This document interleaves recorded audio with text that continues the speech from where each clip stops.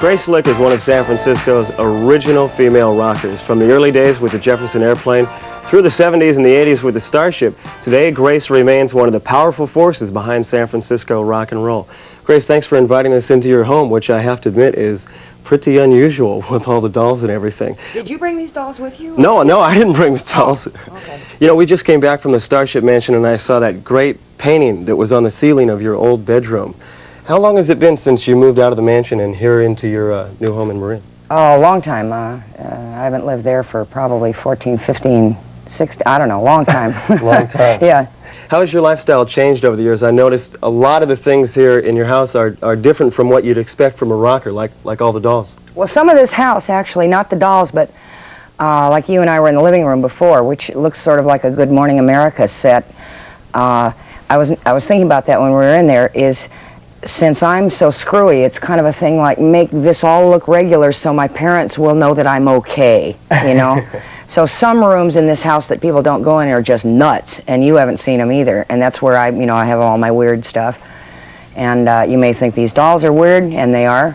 But it's actually pretty regular, and a lot of it was conscious. With the title cut of your new LP being software, there must be a lot of technology in your new album. I love all this stuff. I don't know how to work it.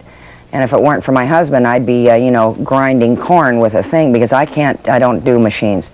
I'm lucky if I get the light switch to go on.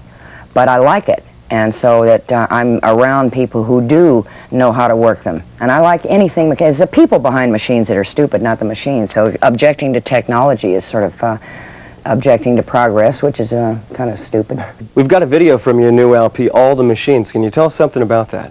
I love it. I would just soon make an album and have a video for every song. But that's very expensive, and the record company, I suppose if I was Duran Duran, they'd go for it, or Paul McCartney or something, but I'm not, so I've got to kind of get on my knees, you know. Can I please?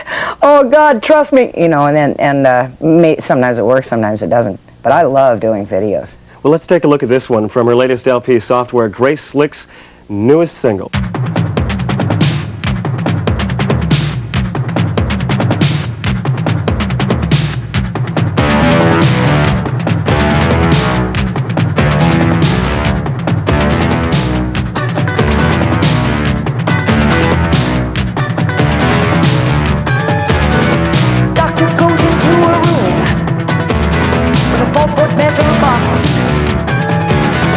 Pushes one of its buttons, and he listens to it talk.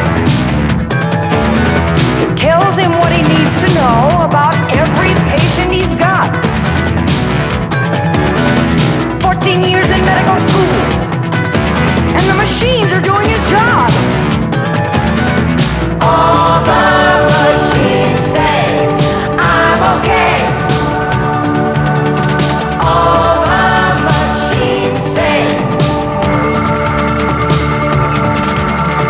All the doctors listen to what the machines have to say.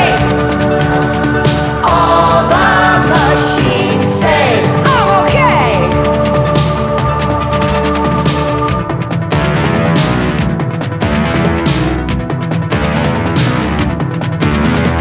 Who wakes you up?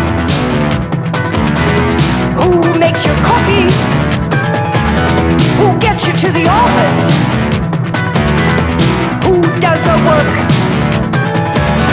Without your answering machine, you'd never know what anyone said. Without your remote control, you might have to get out of bed. All the machines say we're okay. All the people use their machines every day. All the machines say.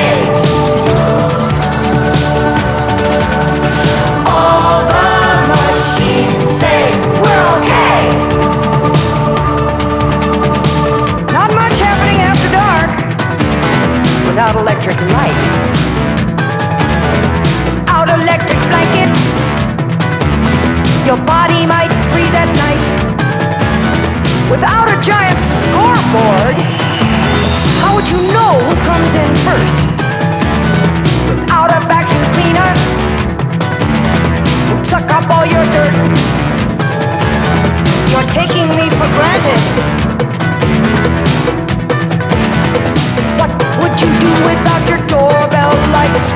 headset receiver, television, telephone, phonograph, speakers. All the machines say I'm okay.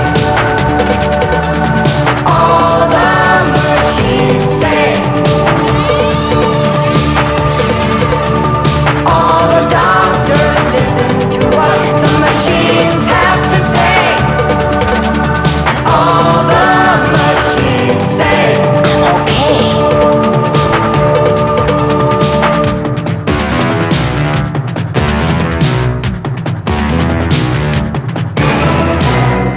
Grace Slick in her latest video, All the Machines, from her upcoming LP Software. I read somewhere that you would like to be Darth Vader's wife. Oh, yeah, because we were talking about earlier, I think I mean, I've got makeup on right now. You know, I'm trying to look good, whatever that means. But I think trying to look real kind of cutesy when you're 45 is pathetic. So at this point, I do love video stuff, and the idea would be to play character parts, which I love, because I've been a character even when I was relatively good-looking. I was still a character. So I'd love to do stuff like that, just a weird character roles. What do you think about the violence that's in a lot of the videos that are out today?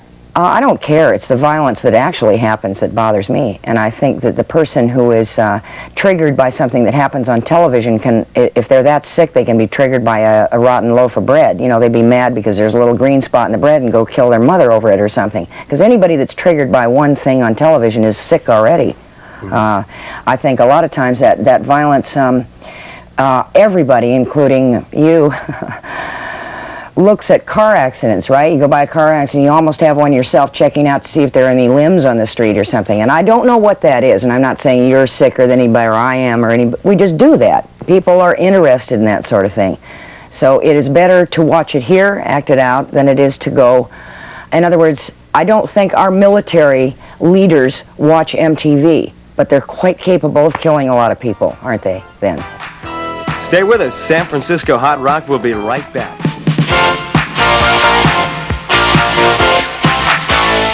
From the plant in Sausalito, we're with Grace Slick and the producer of her latest LP, Ron Nevison. Now, there's a lot of equipment here that works when you're doing a mix down on an album, basic tracks. How does that differ from when you're out on the road and doing live things? You have to put in a lot of work for recording. Well, you have a chance here to finish it off. You only have one shot when you're out on the road doing a live show. So we just try to make sure we get the best performance, and we have more than one chance to do it. Working with songs from their basic beginnings, the basic tracks, to the final product, what kind of work do you go through from that spot all the way to the end? That's a hard question. A lot. It takes a lot of turns.